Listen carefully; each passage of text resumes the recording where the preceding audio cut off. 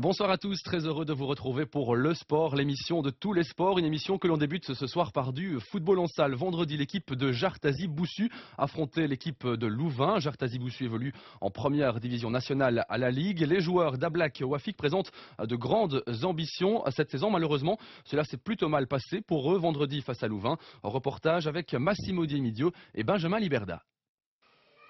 Une petite claque, voilà comment considérer le 3-4 reçu par Boussu face à Leuven. Sans réalisme, impossible de gagner un match. Avec tant d'erreurs stupides, impossible d'éviter la défaite. L'entraînement, on a travaillé ça plusieurs fois, mais bon, l'entraînement ça réussit, mais en match on n'arrive pas. La semaine passée aussi, c'est pareil contre Skepdal.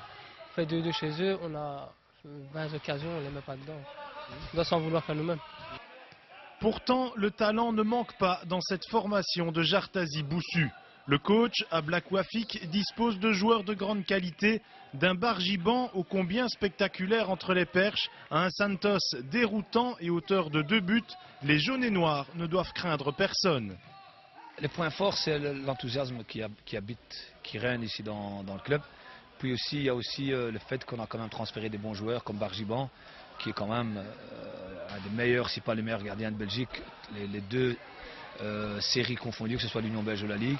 Il y a Makombo, Isaac, il y a Ibrahim qui est là aussi, il y a Emilio qui a joué avec son 21, il y a Yassine Targui qui n'est plus à présenter, on a Guilain, donc on a fait une très bonne équipe. Une très bonne équipe qui, face à Leuven, a buté contre un mur et a subi les coups d'un bourreau diablement efficace, Fernandez. 3 buts à lui seul, 4 au total. Même si cette défaite fait mal, elle n'endommage pas les ambitions de Jartazi. Je pense que pour nous, le plus important, c'est d'essayer d'arriver dans les 5 premières places. Et puis peut-être, pourquoi pas, essayer de jouer les playoffs. Alors là, après, tout est jouable. Donc on a transféré pour, et si demain on a encore besoin d'un renfort supplémentaire, on le fera. Car il y a une réelle volonté de bien faire à Boussu. Voici quelques années, la ville possédait une équipe exceptionnelle avec les Junkies. Jartazi n'est pas un remplaçant, mais un renouveau. Maintenant, les Junkies sont partis, donc j'ai beaucoup de respect pour les gens qui travaillent là-bas. Et ça découle de source. Nous autres, maintenant, on est le seul club dans la région en première nationale. Je ne dirais pas qu'on prend leur place, je dis simplement qu'on a d'autres objectifs. On a un autre esprit et on a aussi l'envie d'aller le plus haut possible et pas jouer le bas. Donc ça, c'est vraiment quelque chose à laquelle je tiens. On travaille en conséquence et on espère y arriver. À la différence des autres formations de Division 1, pour la plupart néerlandophones, Boussu ne possède pas de structure professionnelle. Pour surmonter cette difficulté, Ablak Wafik trouve et propose des solutions.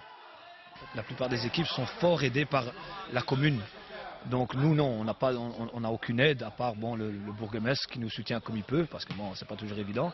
Mais les infrastructures sont autres chez les Flamands. Ici, nous autres à la salle, avec la SBL qui est ici, c'est pas très professionnel. Donc on est obligé d'essayer de travailler de manière professionnelle sans avoir une infrastructure et être contrôlé par des gens de la SBL qui ne sont pas professionnels.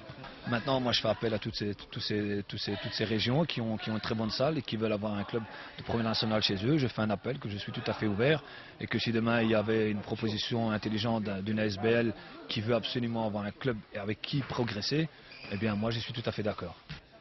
Ablak Wafik et ses joueurs en ont ras-le-bol de l'incertitude. Ils veulent du concret. La défaite de vendredi soir fera peut-être réagir les décideurs.